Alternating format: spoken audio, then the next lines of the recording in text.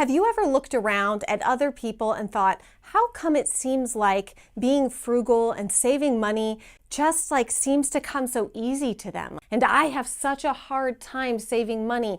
I tend to spend, and this whole being frugal thing is really hard for me. It may surprise you to learn that being frugal or spending extravagantly is actually potentially tied to our genetics. So scientists have been researching this. It's a whole emerging field of brain study called neuroeconomics, which is basically kind of combining psychology and economics and trying to figure out why people have certain spending habits and others don't. Why are some people just almost predisposed to be frugal and others seem to be predisposed to spend more extravagantly? Lest you think that I am just giving us a pass as to why we can spend extravagantly and not have to worry about it, and we don't need to worry about being frugal because, well, it's just part of our genetics and I can't help it.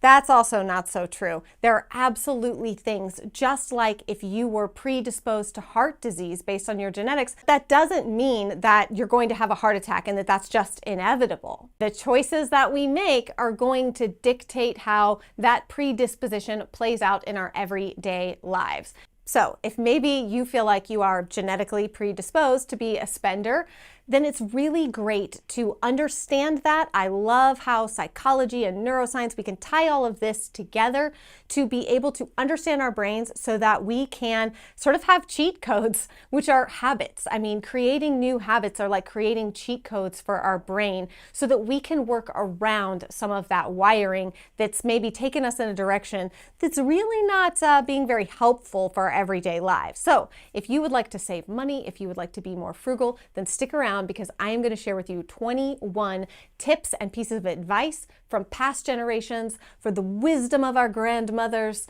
in how you can save money and be more frugal starting right now. Number one tip from Grandma is to cook at home. I love going out and have someone else cook for me, okay? It is so nice to not have to be the one responsible for the cooking and the dishes and all of that, but we also know that you are going to pay more money for food at a restaurant. You then have tip and gas money and all the things that go into it, maybe paying for a babysitter. So cooking at home is something that our grandmothers did very, very often. It wasn't super common that they were going out to eat and out to restaurants. That was more of a special occasion. And I have to say, even in my own generation, that was more of a special occasion thing. It was not a normal, regular thing. Cooking at home can save big. Number two kind of piggybacks off of that, and it is to cook from scratch. I am very guilty of this. I love fun new recipes. I love cookbooks. I love trying things. But often a lot of these intricate recipes can call for ingredients that are kind of random almost, or pricier, maybe things we don't use regularly. So kind of getting back to the basics, there's a lot out there, and I've made content and shared lots of things over the years about meal planning and the benefits of meal planning and different recipes and things, but you almost don't even need a meal plan if you are cooking from scratch. When we get to that more cooking from scratch and not using so many packaged ingredients, that really does help us to save money. Number three goes along with the other two, and I did touch on it a little bit already, but that is to use simple recipes. Again, we don't need to overthink this. We don't need to overcomplicate it. We don't need to have saffron and all of this stuff in there, 65 different ingredients. There is something to be said for a really good piece of chicken, fried chicken with some butter, salt, pepper, and flour. Those are not expensive ingredients, and boy, does it taste delicious. And even foods that otherwise might seem slightly unhealthier are typically healthier when we make them from home.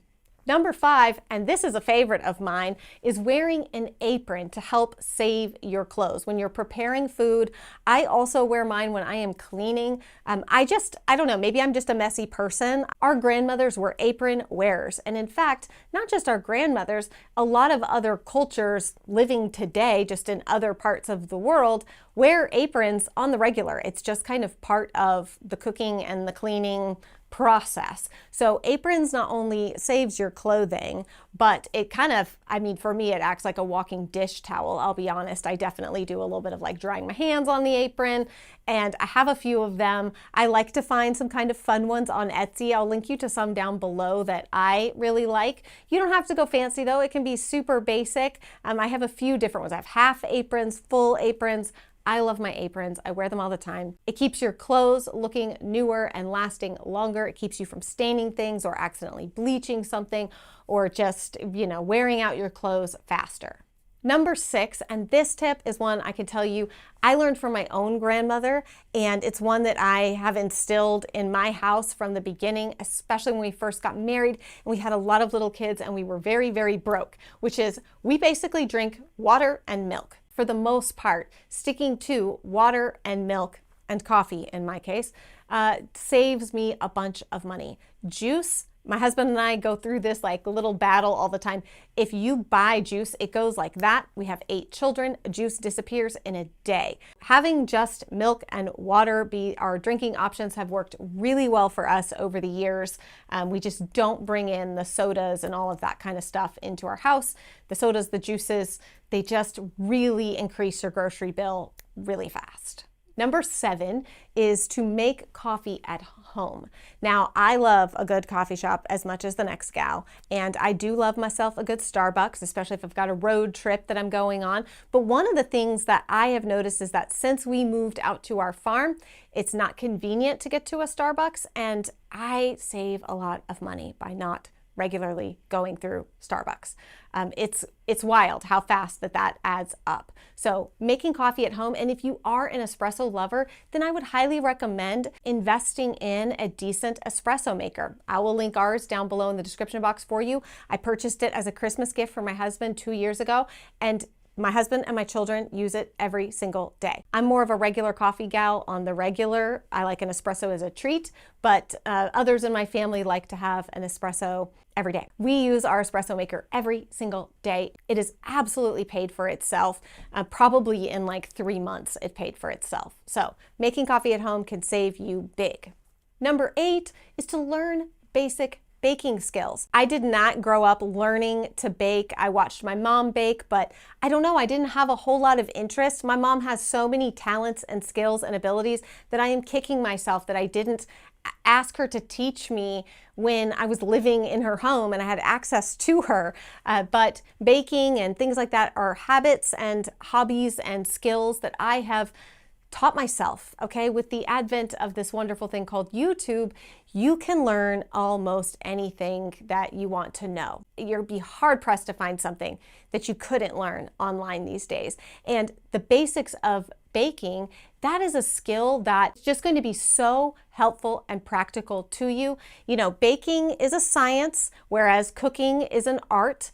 You've got a little more leeway in cooking to mess things up. Baking does require you to get things right. However, let me just tell you, the rewards that you reap from baking are amazing. Homemade bread, sourdough. My friend Lisa here from Farmhouse on Boone I call her the sourdough queen.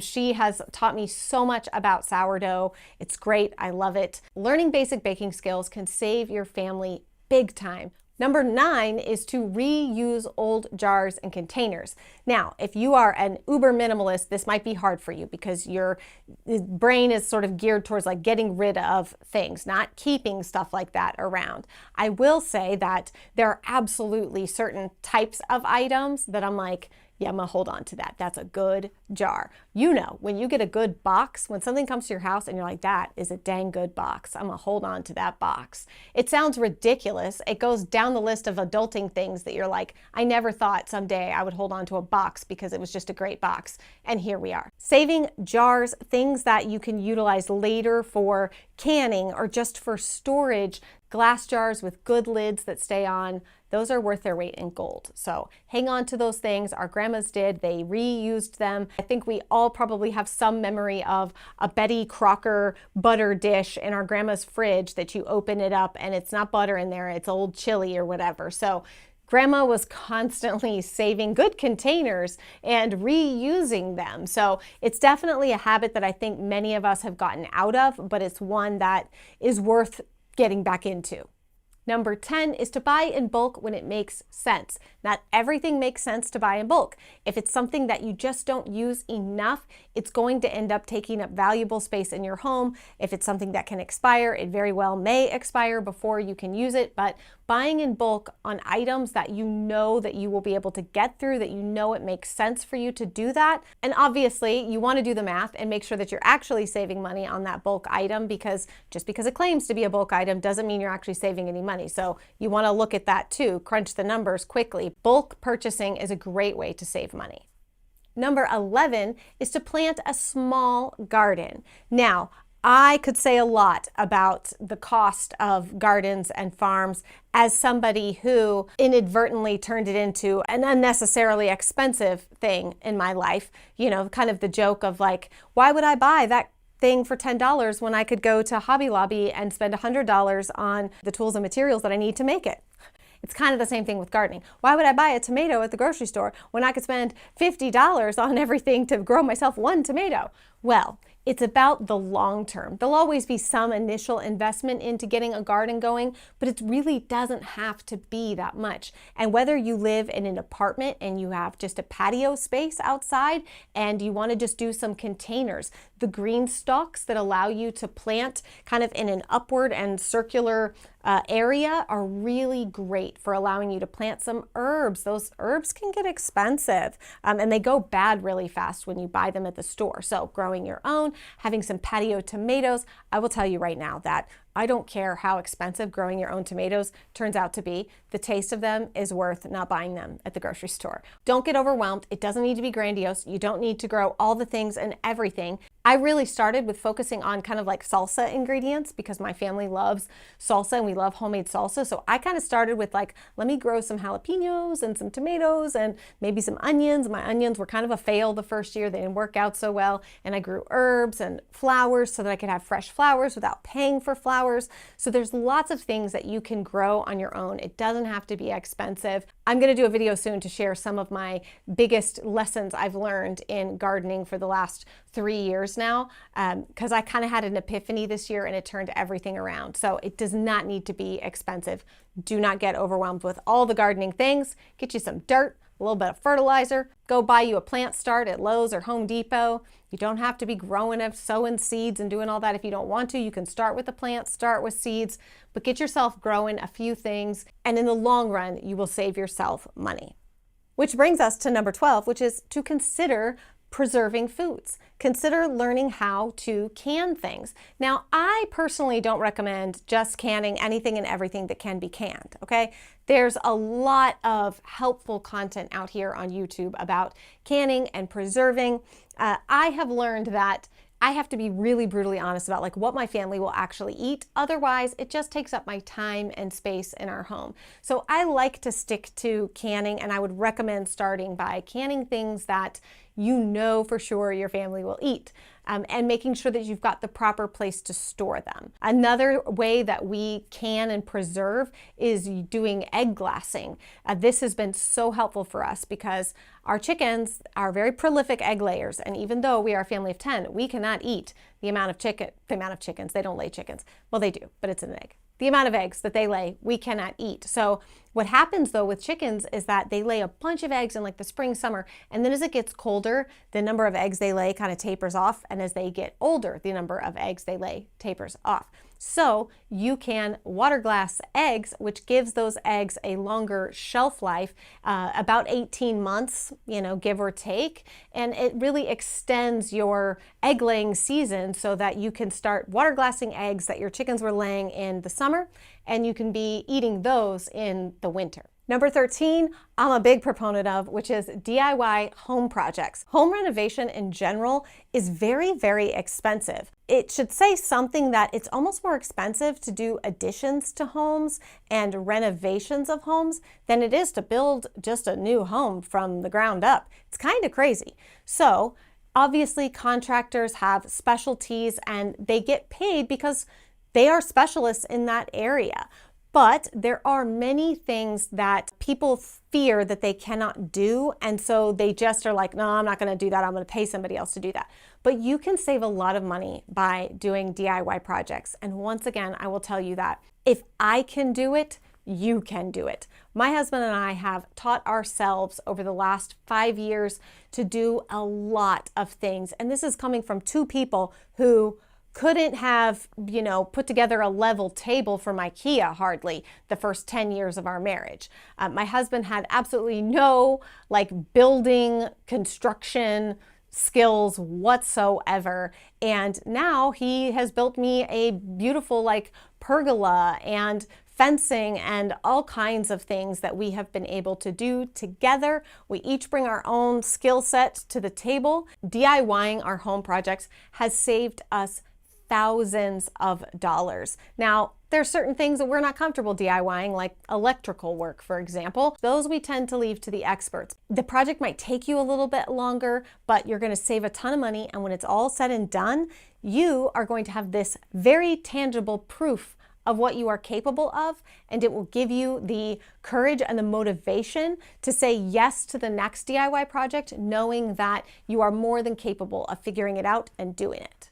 Number 14, and that is being willing to buy off brands. Some people are very brand loyal. I mean, the marketing gurus of the world have worked very hard to create products and marketing around products that make people brand loyal. It's not that, there's anything wrong necessarily with being brand loyal, but it can cost you money, because the truth is a lot of off brands are the exact same product, often made in the exact same factory, the exact same place, just a different label slapped on it. So it's kind of shocking when you dig into that. And there are obviously some products for which buying the brand name is a better product, or at least it tastes like it's supposed to. But there's a lot of products that are not weird. They are the exact same thing, and it can save you a bunch of money to be willing to buy off-brand on those products. Number 15, and this comes back to my own mother once again, mom, help, is to learn basic sewing skills. The ability to hem your own garments, whether that's dresses or pants, hemming curtains, things like that. My mother has taught me some basic sewing skills since I became an adult. She did teach me some quilting things, but it's been a long time since I've used those skills, and it's very likely that I have forgotten them. However, basic sewing skills, once again, are things that you can self-teach through video content online that is totally free to you. And those are skills that are going to save you, because not only can you mend items, so that, clothing items, you can mend them so they can last longer, curtains and bedding and things like that. You can tailor things to make them fit you like a glove. It's just the skill of being able to sew is so handy. And that's one that I certainly would love to improve. Number 16 is to set up a laundry line, a place to dry your clothing outside instead of using your dryer. I actually recently, I've been begging my husband to build me a clothesline outside so that I could do this, because I love the way clothes that have been dried in the sun, I love the way that they smell, brings the brightness back to clothing. The sun is a great way to dry your clothing, and not only can it save you money in the horrible heat waves that we're having right now, can make it so that your house doesn't get so hot either if you are not running that dryer all the time. So a clothesline, not expensive. I actually just purchased, I will link it down below in the description box, a Gorilla line. It really holds a lot of weight, and it kind of sets up the structure of the clothesline very simply for you. So you just draw it across and hook it on. It's neat and a great way to set up a clothesline without having to construct and build a bunch of stuff. Number 17, of course, you won't be surprised. Another great frugal tip is to declutter and get rid of things that you don't need and what you don't use, because oftentimes, at least I have found, that if I'm not doing a good job staying on top of my decluttering regimen and going through things and getting rid of things, there's 10 people, lots of people are bringing things into my house all the time. So if I don't stay on top of it, then often I will waste money because I will buy something that I think I don't have, but it's just that I can't find it because it's buried somewhere under a bunch of crap. And so I will purchase that thing again, believing that I don't already own it when in fact I do. So decluttering, while on its face may not seem like that's actually saving you any money because you're just getting rid of stuff, there are actual practical ways that decluttering, being better organized with the things that you do have, can save you money. Number 18, and this is one that I feel like has kind of gone out of fashion. So our grandparents did this for sure, but I feel like you just don't see it as often these days, and that is swapping with other people or bartering things, trading of services. I do think in a lot of creative industries you see this a lot. I certainly know as a photographer, I did some swapping and trading with people in other creative industries in my area at the time. Trading and bartering services, skills that you have is a great way to save money. Of course, that requires you to have a skill worth swapping and bartering, but there's also things that you can barter and trade. You kind of have to know how and where to do that. One great place is the free, pay nothing Facebook pages where you can just put things up that you just want to get rid of and people can come and get them. But it's a great place for you if you need something in your home, if there's something you need to purchase, before you run out and buy that thing brand new, you might check some of those barter and free pages to see if someone else maybe needs to get rid of that very same thing. Number 19 is buying secondhand clothing. Now, I have talked about this ad nauseum over the years, but I do love some really good secondhand clothing. Thrifting is a great way to be able to purchase really quality items at a much more affordable price or a discounted price. Now, of course, affordability is in the eye of the beholder, but I love shopping at ThredUp. This video is not sponsored by them. I've worked with them many times over the years though, and I absolutely love ThredUp. It's my favorite way to find some of the pricier brands that I like to wear, some of the clothing that over the years I found that brand just fits me really well. The clothing holds up really well. I can go and search for those brands by my size on ThredUp and find some really great secondhand clothing. Which brings me to number 20, kind of plays off number 19, and that is when you do purchase things, whether it's new or used, invest in quality pieces, things that will last. My husband and I have learned this the hard way, especially when it comes to furniture in our home. We tend to gasp at some of the prices of the quality furniture, and we end up just buying cheaper things, and they just get destroyed. Between our kids and our pets, they just can't hang, they can't hold up. And I have absolutely seen that furniture pieces that were passed down to me from my grandmother and my mother are pieces that absolutely are like still going strong. So I tend to resist now in purchasing something until I can afford to purchase the quality piece that I really want, that I really love, and that I know is going to hold up, which is also why, side note, I love like refinishing furniture, because you can go to consignment stores and thrift stores and find great pieces of furniture. And if it's like a tone of wood that's not your style, not your vibe in your home, painting it, refinishing it is a great way to give it new life, make it fit, but you're getting that quality construction that is really hard to find these days. And number 21, this tip maybe isn't so much from grandma, it might be a little bit more from me, but it's something that I have come to realize is so important in my own life and probably in yours too, because I don't know anybody who does this naturally. And that is to focus on the gain and not the gap in your life. There's a whole book about this called The Gain and the Gap. It's a wonderful book. I'll link it down below if you'd like to read it or listen to it on Audible.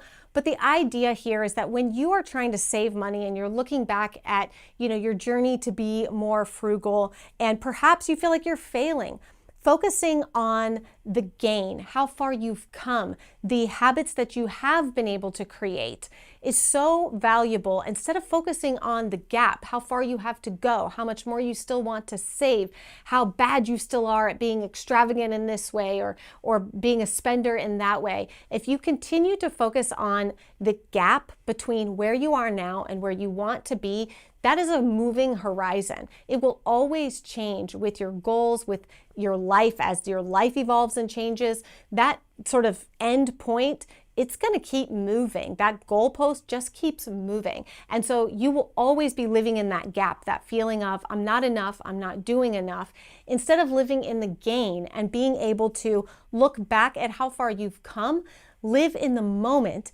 Let yourself be proud of yourself for the achievements that you have made and focus on that. That's going to put you in a posture of like, I can do this, okay? I've done this, I can do this, and you keep moving forward instead of always feeling like, but I didn't do that. We don't want to focus on that. We want to focus on how far we've come, not how far we still have to go.